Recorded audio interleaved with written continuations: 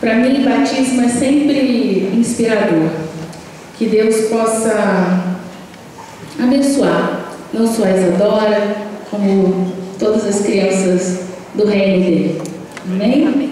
Queria te convidar a abrir a sua Bíblia no Evangelho de Lucas, capítulo 6. Nós vamos ler dos versos 1 ao 11. Evangelho de Lucas, capítulo 6, do 1 ao 11.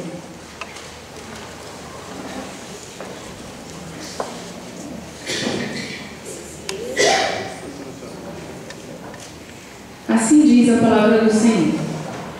Aconteceu que num sábado, passando Jesus pelas searas, os seus discípulos colhiam e comiam espigas, debulhando-as com as mãos. E alguns dos fariseus lhe disseram: por que fazeis o que não é lícito aos sábados? Respondeu-lhe Jesus: nem ao menos tendes lido o que fez Davi quando teve fome, ele e seus companheiros? Como entrou na casa de Deus, tomou e comeu os pães da proposição, e os deu aos que com ele estavam, pães que não lhes era lícito comer, mas exclusivamente aos sacerdotes? E acrescentou-lhes: o Filho do Homem é Senhor do sábado. Sucedeu que em outro sábado entrou ele na sinagoga e ensinava. Ora, achava-se ali um homem cuja mão direita estava ressequida. Os escribas e os fariseus observavam-no, procurando ver se ele faria uma cura no sábado, a fim de acharem de o que o acusar. Mas ele, conhecendo-lhes os pensamentos, disse ao homem da mão ressequida: levanta-te e vem para o meio. E ele, levantando-se, permaneceu de pé. Então disse Jesus a eles: que vos parece? É lícito no sábado fazer o bem ou o mal, salvar a vida ou deixá-la perecer? E fitando todos ao redor, disse ao homem: estende a mão. Ele assim o fez e a mão lhe foi restaurada. Mas eles se encheram de furor e discutiam entre si quanto ao que fariam a Jesus. Que Deus nos abençoe nesse tempo de reflexão da sua palavra. Esses dois relatos do Evangelho de Lucas, na realidade, eles são conjugados. Um reafirma o outro. E é interessante pensar em que contexto Lucas se preocupa em escrever o seu Evangelho. Provavelmente Lucas é um cristão não judeu que se converteu, e ele tem uma preocupação especial ao escrever o texto bíblico. Ele diz lá no prólogo, no início do seu Evangelho, a metodologia de pesquisa que ele utiliza para garantir esse Evangelho. E tem uma expressão que é muito interessante, que ele diz que ele escreveu depois de uma acurada investigação, depois de uma investigação muito responsável, depois de uma investigação muito cuidadosa, porque na realidade era preciso mostrar quem é Jesus.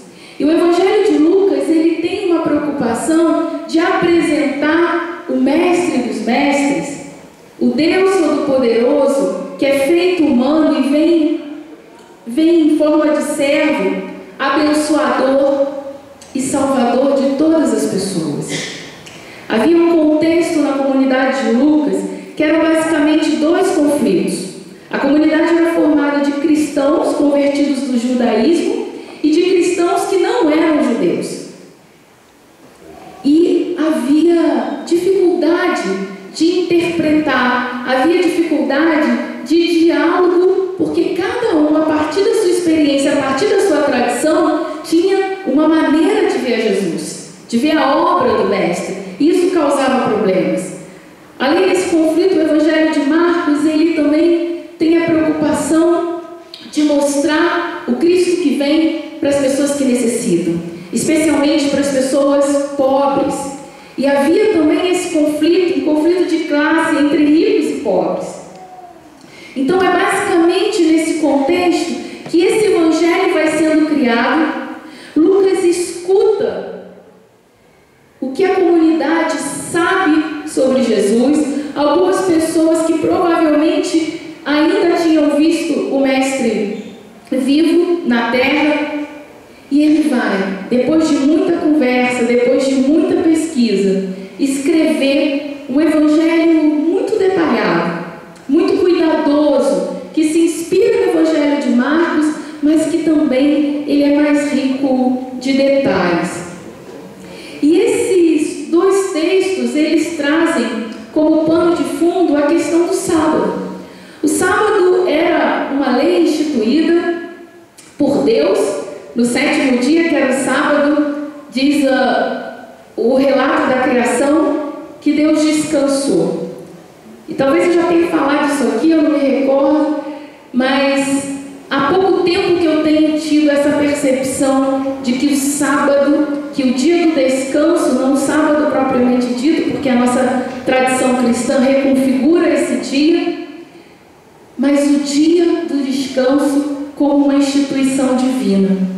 E na nossa vida, infelizmente, a gente tem perdido essa dimensão que faz parte da vontade de Deus, que nós descansemos, que nós tenhamos tempo para recuperar. Só que ao longo da história, esse sábado, ele sai do conteúdo do descanso para ser um dia de opressão, porque não se pode fazer uma série de coisas.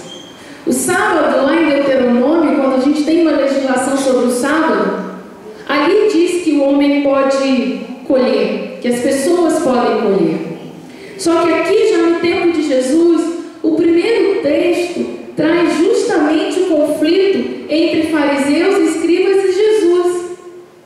O texto diz que Jesus estava com seus discípulos passando pelas searas e eles comiam espigas, debulhando-as com as mãos.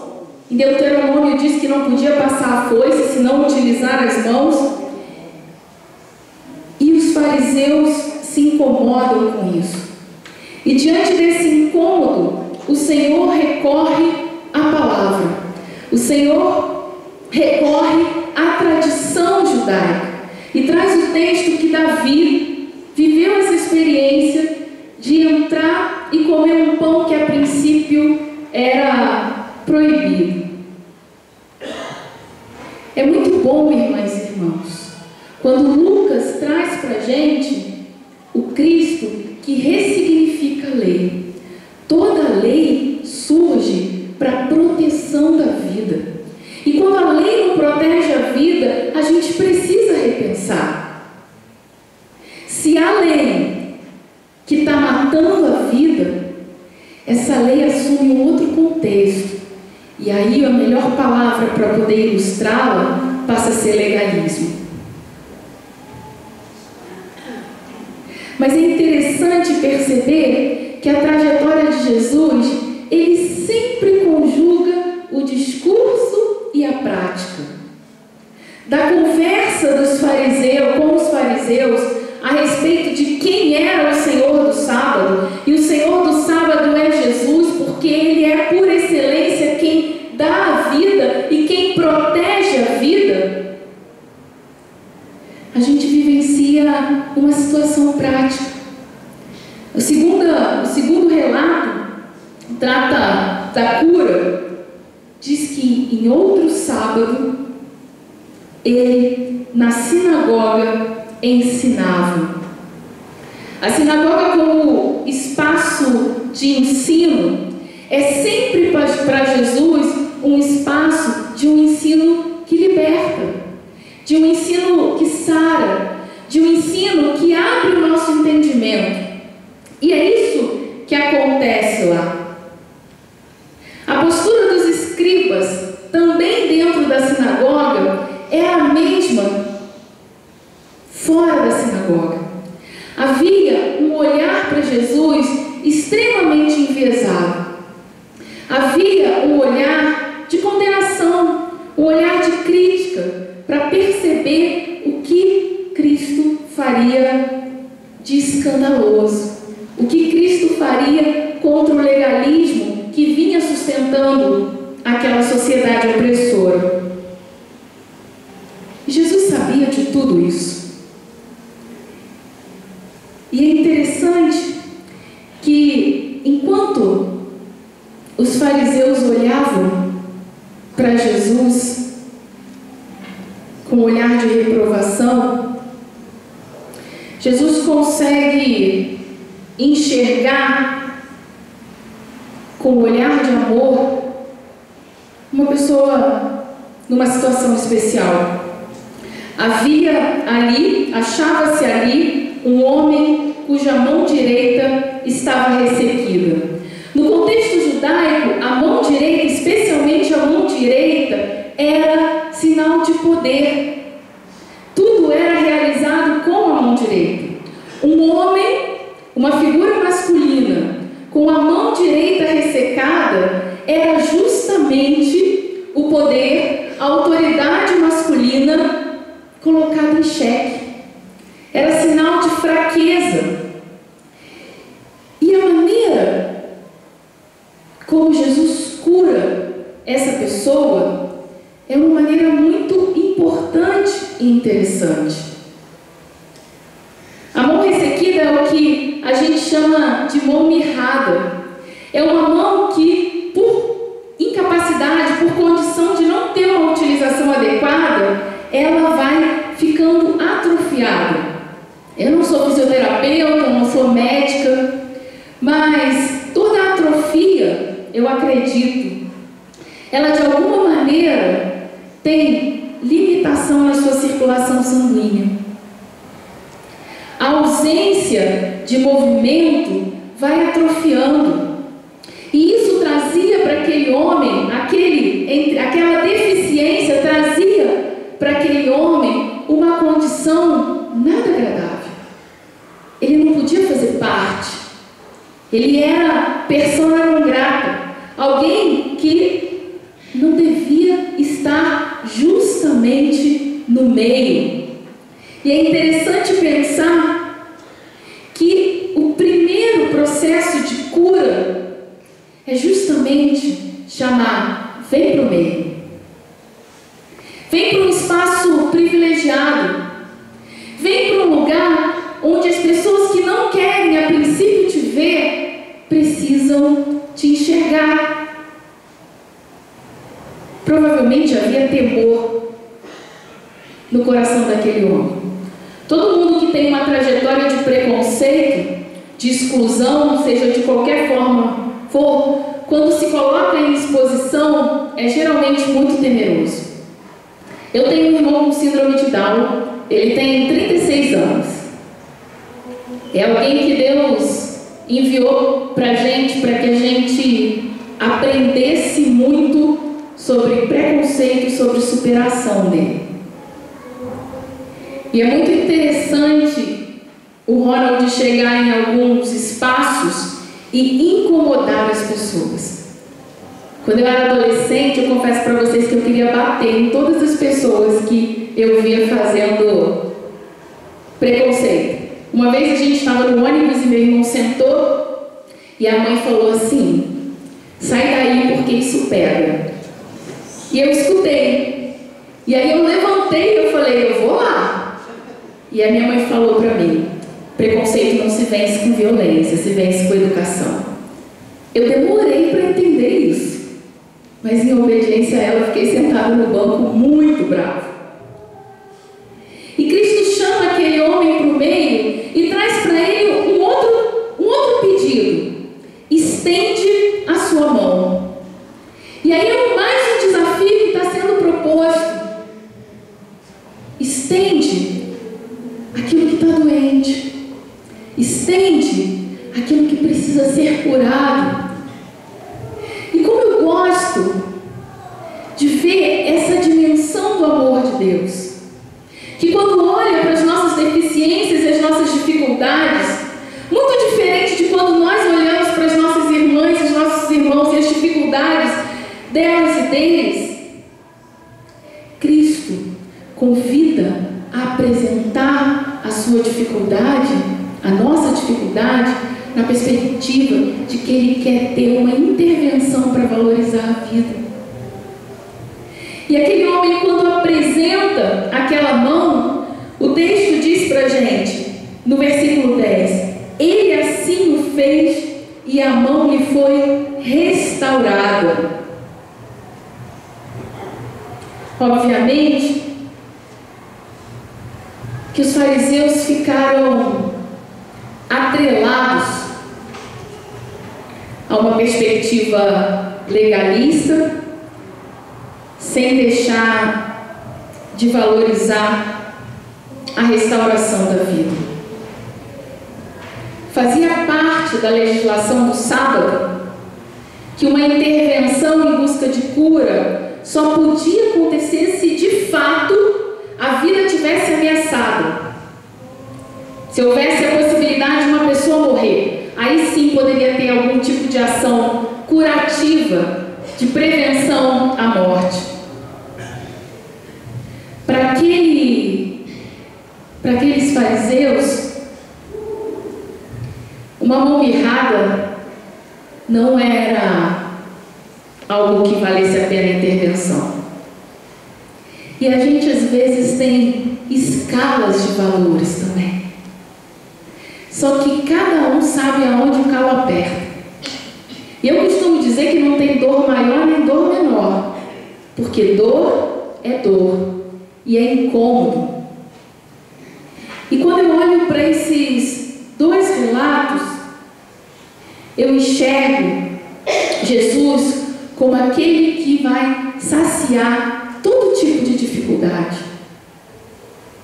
Cristo é aquele que caminha diariamente com os discípulos e consegue perceber quando há fome, uma necessidade tão básica da gente, e interfere nessa necessidade. Cristo também consegue enxergar quando há doença e interfere nessa necessidade. O Deus que dá o pão e o Deus que dá a vida, que dá o retorno. E eu gosto de pensar nessa expressão, vem para o meio, como um desafio para a nossa caminhada cristã. Primeiro, no sentido de que o meio é o melhor espaço onde a gente pode estar. E segundo, no sentido de que se Deus convida aquela pessoa para vir para o meio, é porque existe muita gente à margem que não se sente autorizada de estar no meio. E esse é o convite também. Nós precisamos sermos aquelas e aqueles que convidam quem está à margem para o meio. Mas aí é preciso ter cuidado com a forma como a gente olha a vida. É preciso ter cuidado com a forma como a gente encara as pessoas com deficiência. É preciso ter cuidado como a gente encara as pessoas que estão mirradas na alma. Cristo é o pão. O pão que sacia a nossa fome espiritual. E quando Ele sacia a nossa fome espiritual, Ele abre o nosso entendimento para que a gente seja quem vai, muitas vezes, saciar quem tem fome de pão material. Cristo é aquele que fez aquela mão ressequida voltar a ter vida. O sangue correu. E celebrar a ceia na dimensão de se apropriar, de tomar o sangue de Cristo, é justamente isso. É confiar nesse Deus que é capaz de dar a vida por nós e de restaurar aquilo que está ressecado em nós. Vir à mesa Comer do pão, beber do vinho, é o convite que Jesus Cristo faz a mim e a você. Vem para o meio. Vem para o meio. Vem do jeito que você está. Com o coração contrito. O texto não diz para mim o que tinha no interior daquele homem. Mas a partir da minha experiência, eu acredito que havia medo e esperança, um pouco de cada coisa. Ele deixou de olhar, deixou de valorizar o olhar dos fariseus que o mantinham na margem, para apostar, para acreditar, para se apropriar do olhar de Jesus que lhe convidava para o meio. O batismo também é um sinal de que nós queremos as nossas crianças no meio. O trabalho com adolescentes na igreja é um sinal de que nós queremos esses adolescentes na igreja.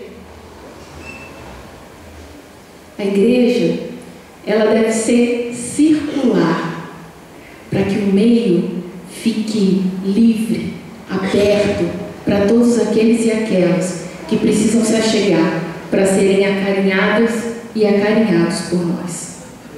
Amém? Amém. Queria te convidar a fechar os seus olhos. Eu não sei qual é a sua fome. Fome de afeto, fome de esperança, fome até de ter a sua vida espiritual renovada. Eu também não sei o que pode estar ressecado ou mirrado na sua vida. Se o seu coração, se o seu olhar, se a sua mão para ir em favor da outra pessoa. Eu consigo caminhar descobrindo a minha fome e aquilo que está mirrado na minha vida e que precisa ser curado. Mas eu queria te convidar, inspirado na atitude daquele homem que veio para o meio, a se apresentar diante do Senhor, a mostrar aquilo que precisa ser transformado na sua vida.